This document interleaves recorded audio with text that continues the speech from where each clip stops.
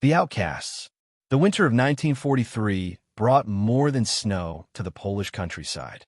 It brought death, whispered on the wind like a terrible secret everyone already knew. In the small village of Stara Wise, two brothers huddled in the basement of their family's abandoned farmhouse, surrounded by salvaged radio equipment that glowed in the darkness like forbidden treasure. Jakub, the elder at 23, adjusted a crackling frequency dial with the precision of a surgeon. His younger brother Marek, 19 and restless, paced the narrow space between workbenches cluttered with vacuum tubes, wire coils, and hastily scribbled frequency charts. "They're calling us saboteurs now," Marek said, his breath visible in the cold air. Father Kowalski said the German command posted notices in the village square. "Anyone caught with unauthorized radio equipment will be shot." Jakub didn't look up from his work. Father Kowalski also said we were fools for staying when everyone else fled. Yet here we are, and the equipment still works. Before the occupation, the brothers had been hobbyists, amateur radio enthusiasts who spent their evenings communicating with operators across Europe. Their father, a telecommunications engineer, had taught them everything before the cancer took him in 1940. Their mother had followed 6 months later, her heart simply giving up under the weight of grief and occupation. The brothers could have fled east with their neighbors, could have joined the underground resistance in the forests, could have done 1,000 things other than what they chose. Instead, they stayed in their family home, converting their father's workshop into something the military command would have called illegal and the resistance would have called suicidal. "I intercepted another transmission," Jakub said finally, sliding his worn notebook across the table. 3rd Battalion is moving through the Kozara Pass at dawn. Their supply convoy will be exposed for approximately 40 minutes. Marek studied the notes, his jaw tightening. And the civilian evacuees? The ones from Novigrad. Same route. Same time. Jakub's voice was flat, but his hands trembled slightly as he reached for another frequency dial. Command either doesn't know or doesn't care. Either way, those families are driving straight into a battlefield. This was the impossible position they'd carved out for themselves over the past 8 months. Using modified equipment and their father's knowledge of military frequency protocols, they could intercept German communications on one end and Allied transmissions on the other. They'd become ghosts in the machine, invisible operators who shouldn't exist, monitoring conversations that could get them executed if discovered. But monitoring wasn't enough. "Not anymore. We have to warn them," Marek said, though he already knew what his brother would say. They'd had this argument a dozen times, and each time the stakes grew higher.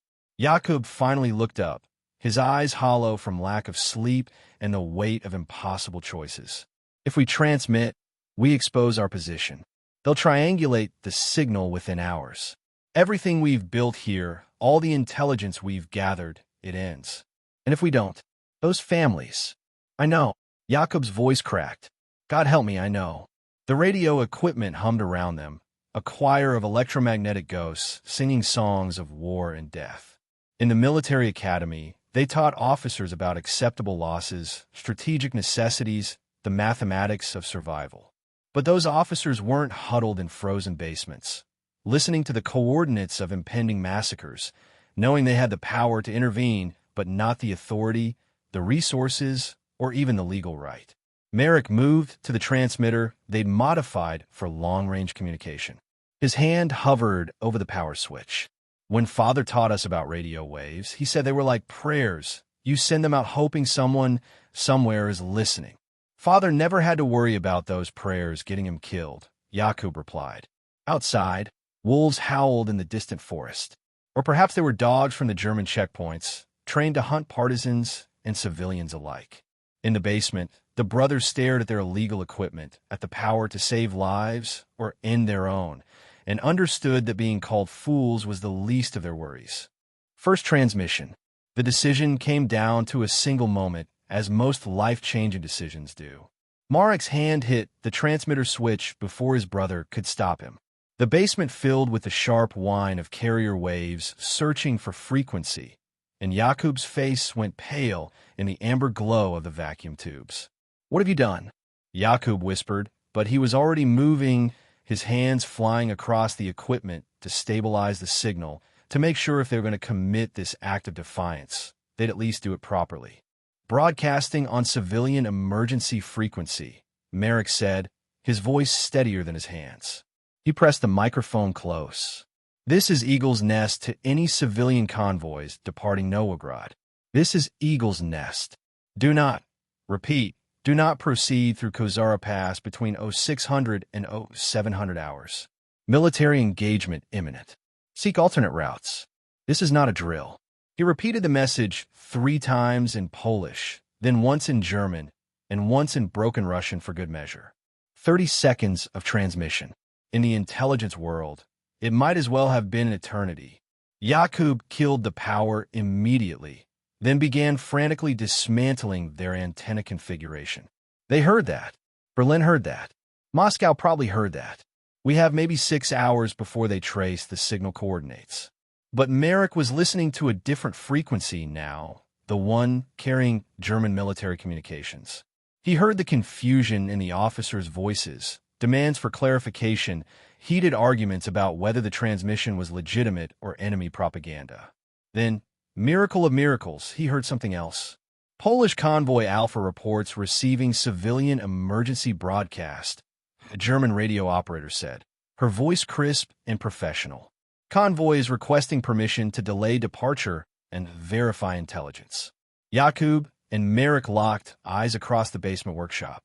They'd done it. They'd actually done it. Convoy Alpha does not have permission to delay, came the reply from German command. All evacuations must proceed on schedule. Treat unauthorized broadcast as enemy action. But something had changed in the operator's voice when she acknowledged the order. A hesitation, a half-second pause that shouldn't have been there. Yakub, trained to hear subtlety in radio communications, recognized it immediately. She's going to warn them anyway, he said quietly. 3 hours later, they intercepted confirmation. Convoy Alpha had developed mysterious engine troubles and delayed departure by 90 minutes. By the time they reached Kozara Pass, the military engagement had passed, leaving the road scarred with shell craters and abandoned equipment, but passable for civilian vehicles. 43 families made it through. Yakub and Merrick would never know their names, would never see their faces, would never receive thanks or even acknowledgement. But they'd heard the count on intercepted communications. 43 families, approximately 216 souls, alive because of 30 seconds of illegal radio transmission. They'll come for us now, Yakub said, already beginning to pack their most essential equipment into weatherproof containers. We need to move the operation. Merrick nodded, but he was smiling despite the danger. Where to? The old monastery at Zagorz. It's been abandoned since '39, but the stone walls are 3 feet thick. Signal will be harder to trace. Yakub paused in his packing, meeting his brother's eyes. And Merrick? Next time you decide to commit treason, warn me first. Would you have said yes? Yakub thought about it, then shook his head. No, which is probably why you were right not to ask. They worked through the night, dismantling years of careful construction, preparing to relocate their illegal operation to even more precarious circumstances. The temperature had dropped below freezing, and their breath came in clouds as they carried equipment up from the basement. As dawn approached, painting the snow-covered fields in shades of gray and pale gold, Merrick paused with an armful of copper wire. Do you think she'll be all right? The German operator who helped delay the convoy. Yakub didn't answer immediately.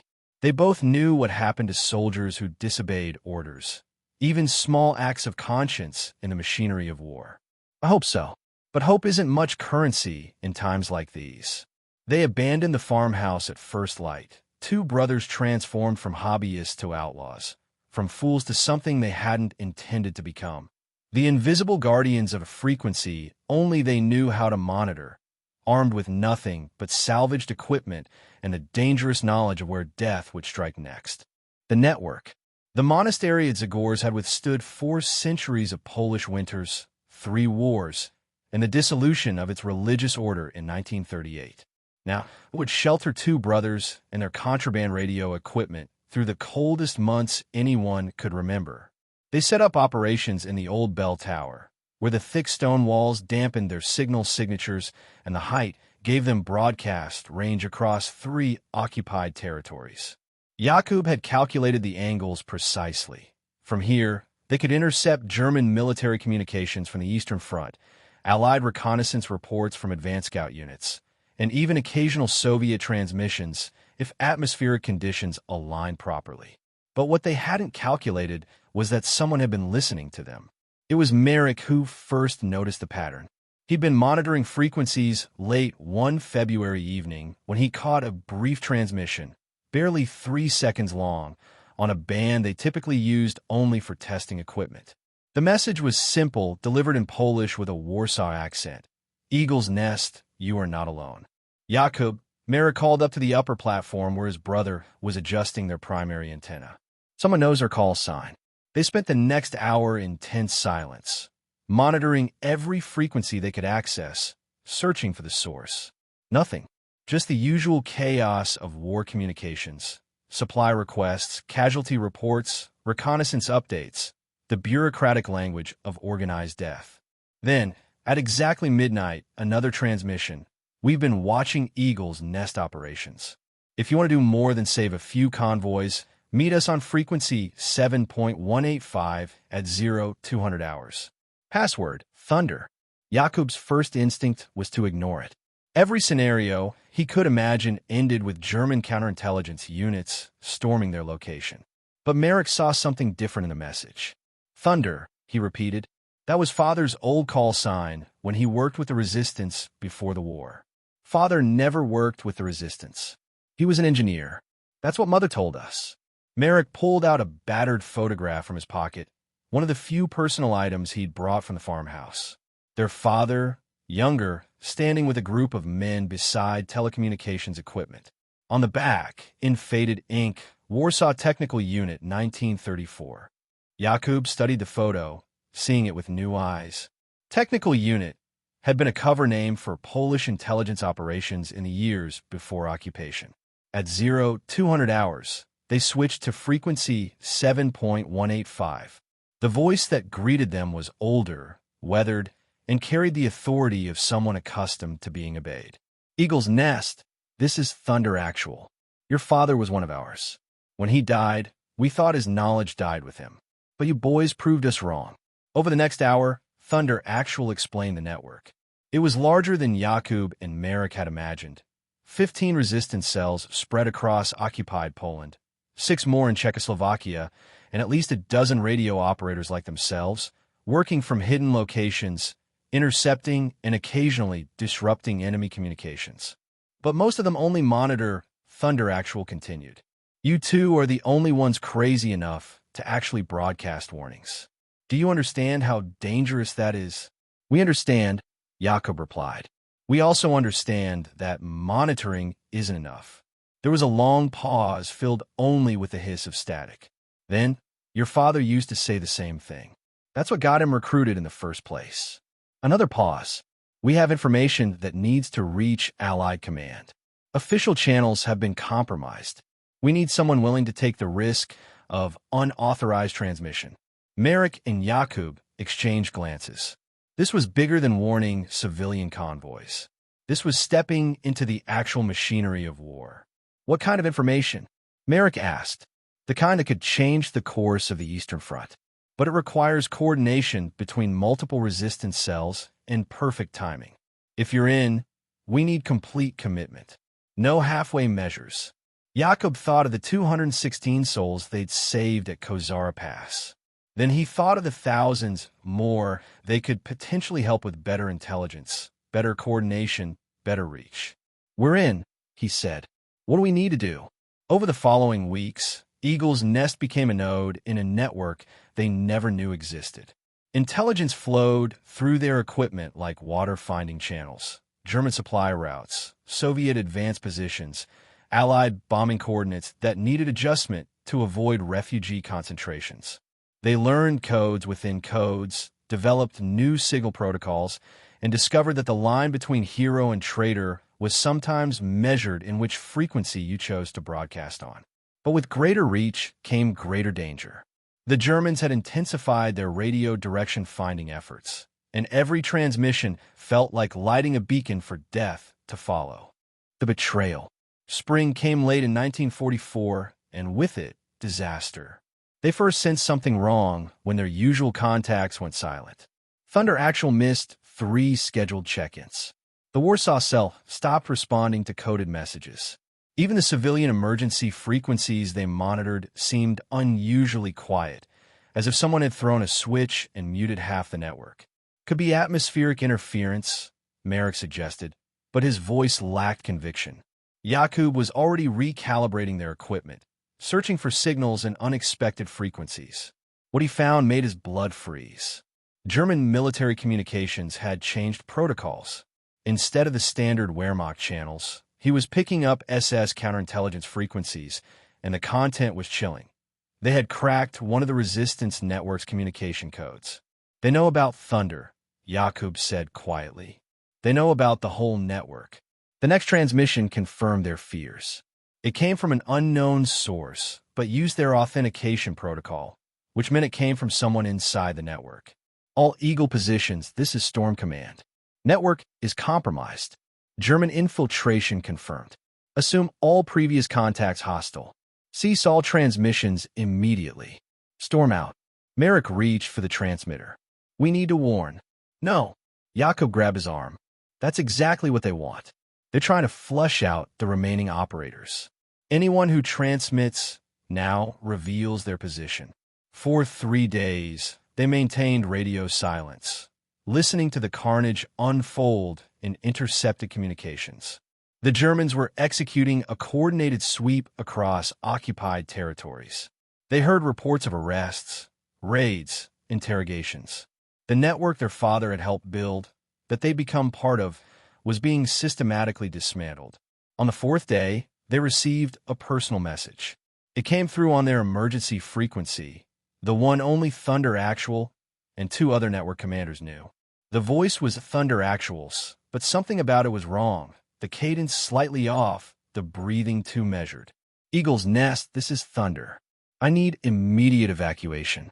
Coordinates are Gorz's Clearing, eastern approach. I have intelligence that must reach Allied command. This is Priority Omega. Acknowledge. Omega Priority was the highest designation in the network. It meant information critical to the war effort, the kind of intelligence worth dying to protect. But Jakub heard what Marek didn't, a barely perceptible pause before Eagle's Nest, a slight stress on the wrong syllable in coordinates. Thunder Actual was signaling them the only way he could. It's a trap, Jakub said. They have him. They're using him to draw us out. Marek's face went pale. Then he's probably already dead, or being tortured. Either way, if we respond, we lead them straight here. The ethical calculus was brutal. They could maintain silence, protect themselves and their operation, but condemn Thunder Actual to whatever fate awaited him.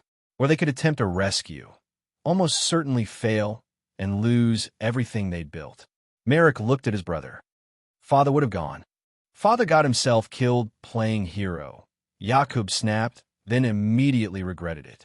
In quieter voice, but you're right. He would have gone. They spent the next 6 hours planning what was essentially a suicide mission. The Gorz's Clearing was 15 kilometers away, through occupied territory, with no guarantee Thunder Actual was even alive when they arrived. We're not going to rescue him, Jakub said finally. We can't, but we can draw the German units away from the network's other positions. If they're focused on us, maybe the others can escape. It was Marek's turn to understand the terrible mathematics of war. You're saying we make ourselves the target. I'm saying we become the biggest fools in Poland. We transmit loud and clear, make sure every German direction finder in 3 provinces hears us, then lead them on a chase away from population centers. Jakub began modifying their portable transmitter, increasing its power output beyond safe levels. We'll buy the network, maybe 48 hours. After that, he didn't need to finish. They both knew what happened to unauthorized radio operators when caught.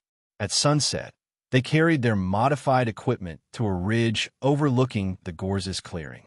Through binoculars, they could see the German units. 2 trucks, approximately 20 soldiers, and in the center, tied to a post like bait, Thunder Actual. He was alive. Barely. Jakob set up the transmitter while Merrick prepared their escape route. They had one motorcycle, stolen fuel, and a map marked with a dozen safe houses that might no longer be safe. "Ready?" Jakob asked. Merrick nodded, hand on the transmission switch. What followed would later be called the stupidest act of bravery in the Resistance's history, or the bravest act of stupidity, depending on who told the story. The chase. The broadcast lasted exactly 90 seconds, but those 90 seconds changed everything. Jakob had modified their portable transmitter to output at 3 times its design power, essentially creating a radio beacon visible to every German direction-finding unit within 100 kilometers. The message was deliberately provocative, broadcast in clear German to ensure they understood who was mocking them. "This is Eagle's Nest to German command. Your trap at Gorzis was amateur work. Thunder Actual sends his regards and recommends you invest in better encryption protocols. We've copied your entire counterintelligence network to Allied command. Eagle's Nest signing off." It was complete fabrication. They hadn't copied anything to anyone. But the Germans didn't know that. Through their binoculars, they watched the chaos unfold at the clearing. Officers shouting into radios, soldiers scrambling to vehicles, the entire trap collapsing as units were redirected to hunt the source of the transmission. Thunder Actual, still tied to his post, looked up toward the ridge where they were positioned. Even at this distance, Jakob could see him smile. "Time to move," Merrick said, already kicking the motorcycle to life. The chase began. German direction finders would have placed their transmission source within a 5-kilometer radius. By the time the first trucks reached the ridge, Jakob and Merrick were already 7 kilometers southeast, setting up for their second transmission. They leapfrogged across the countryside like that for 6 hours, staying just ahead of the pursuit, broadcasting for 30 seconds every 40 minutes to keep the Germans engaged and moving in the wrong direction. Away from other network positions, away from resistance cells, away from anything that mattered except 2 brothers on a motorcycle with a death wish. By midnight, they'd drawn at least 6 German units into the chase, plus 2 spotter planes that wouldn't be available for other operations. Merrick kept count of the forces pursuing them, calculating the mathematics of distraction. If each unit has 20 soldiers, that's over 100 troops chasing us instead of hunting the network, he said during one brief rest stop. Not bad for a couple of fools. But the motorcycle was dying. Stolen fuel had contaminated the engine, and mechanical problems they couldn't fix in the field were mounting. By 3 in the morning, they were running on mechanical prayers and forward momentum. The third transmission nearly killed them. They'd set up on an abandoned farm when the spotter planes found them.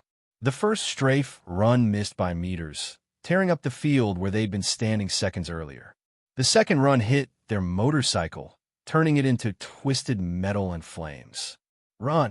Jakob grabbed the transmitter equipment while Merrick snatched up their codes and maps. They made it to the tree line as the German ground units arrived. What followed was a nightmare chase through the forest.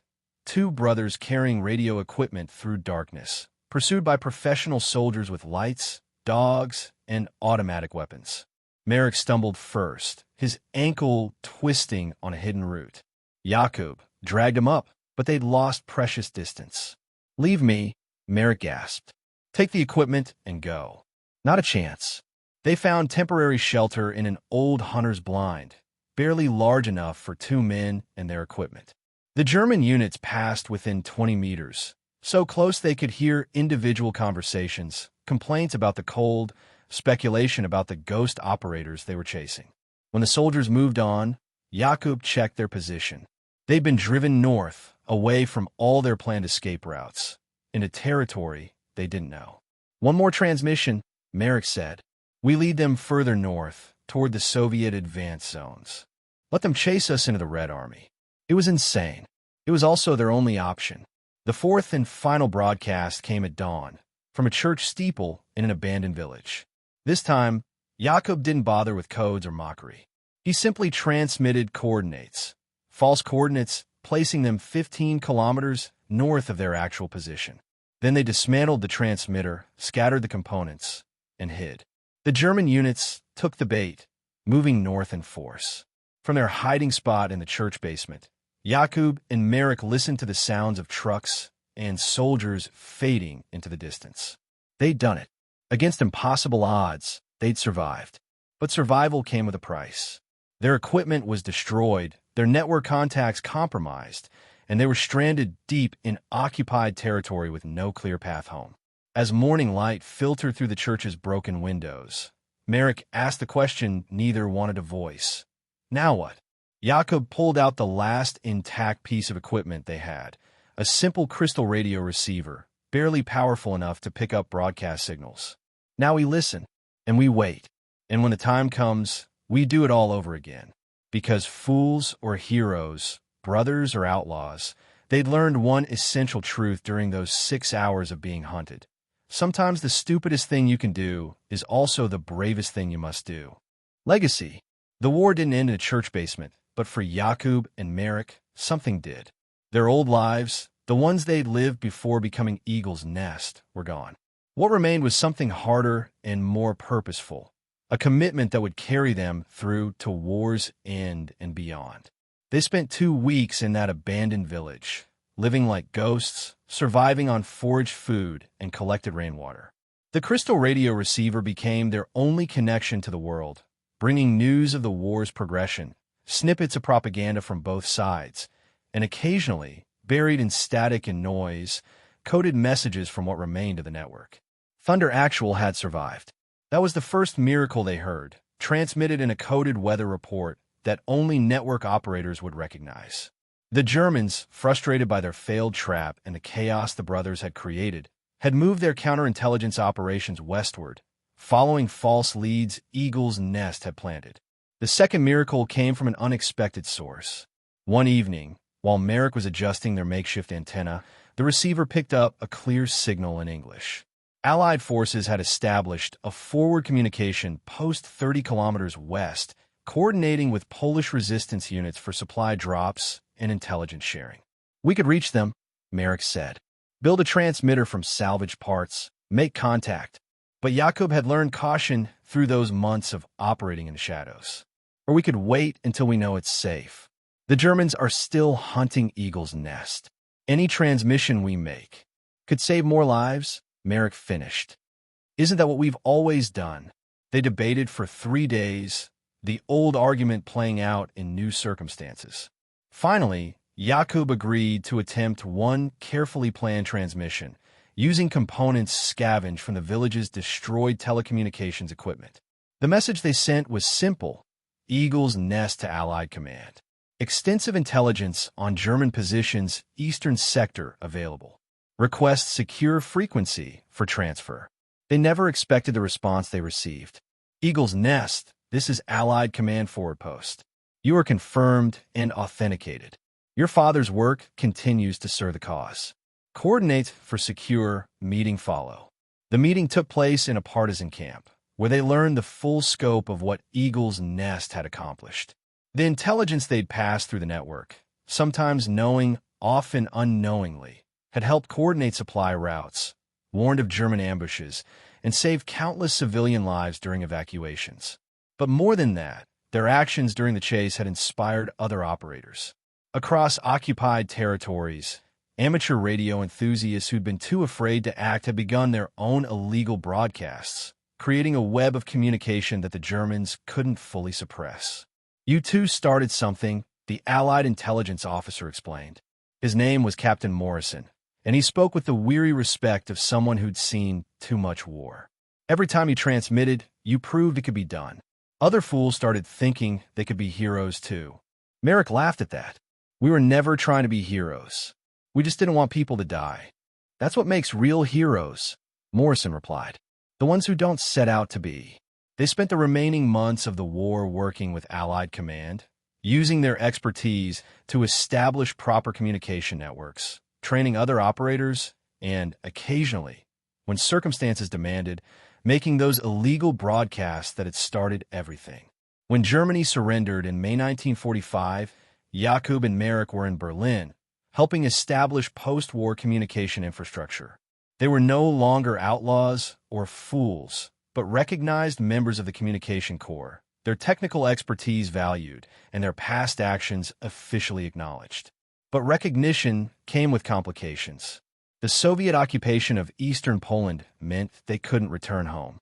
The farmhouse where they'd first set up their illegal operation was now, behind the Iron Curtain, subject to new rules, new occupiers, new dangers for anyone associated with resistance activities. They emigrated to England, where Jakub found work with the BBC World Service and Marek became a professor of electrical engineering at Cambridge. They never stopped working with radio equipment, though now it was legal, authorized, thoroughly conventional. Years later, when a young student asked Professor Marek about his war service, he told the story simply. My brother and I intercepted some communications and tried to help where we could. The student, having read the official histories, knew there was more to it. But you were Eagle's Nest. You saved thousands of people with illegal broadcasts. Marek smiled, the same smile he'd given when they decided to make that first transmission in 1943. We were two brothers with radio equipment and more courage than sense. The war made us seem bigger than we were. Jakub, visiting from London that day, overheard and joined the conversation. Don't let him fool you. We were absolutely fools. We did everything wrong according to military protocol. We took risks that should have gotten us killed a dozen times over. But you saved lives, the student pressed. We saved some lives, Jakub corrected. We couldn't save everyone. We failed more times than we succeeded. But we tried, and that made the difference. In 1973, Poland's government in exile officially recognized Eagle's Nest operations as a significant contribution to the resistance effort. Jakub and Marek attended the ceremony in London, now in their 50s, gray-haired and settled into comfortable academic lives.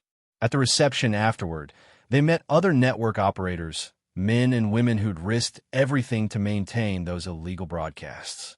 Thunder Actual was there too, older and scarred, but alive, still carrying himself with military bearing.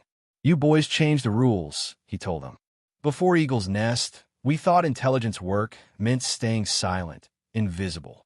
You proved that sometimes the bravest thing is to make noise, to be seen, to paint a target on yourself so others could escape. Marek and Jakub accepted the praise uncomfortably. They'd never sought recognition, had spent decades downplaying their wartime activities, preferring to focus on building rather than remembering destruction. But Thunder Actual wasn't finished. Your father would have been proud. He always said the purpose of communication technology wasn't to hide information, but to share it with those who needed it most. You lived that principle when it mattered. Walking home that evening through London streets, the brothers fell into comfortable silence. They'd survived the war, built new lives, contributed to a better world. The illegal radio equipment that had once defined their existence was now museum pieces, relics of desperate times. Do you ever regret it? Marek asked. The broadcast, the chase, all of it. Jakub thought for a long moment. I regret what we couldn't do. The lives we couldn't save. The intelligence we couldn't gather quickly enough. He paused. But the broadcasts themselves? The decision to act when everyone said we were fools? No, that's the one thing I'd never regret. They called them fools. The military command that said unauthorized broadcasts were suicide. The neighbors who fled rather than resist. The conventional wisdom that said two brothers with radio equipment couldn't make a difference in the machinery of war. But those fools saved thousands. And sometimes, being a fool is the bravest thing you can be.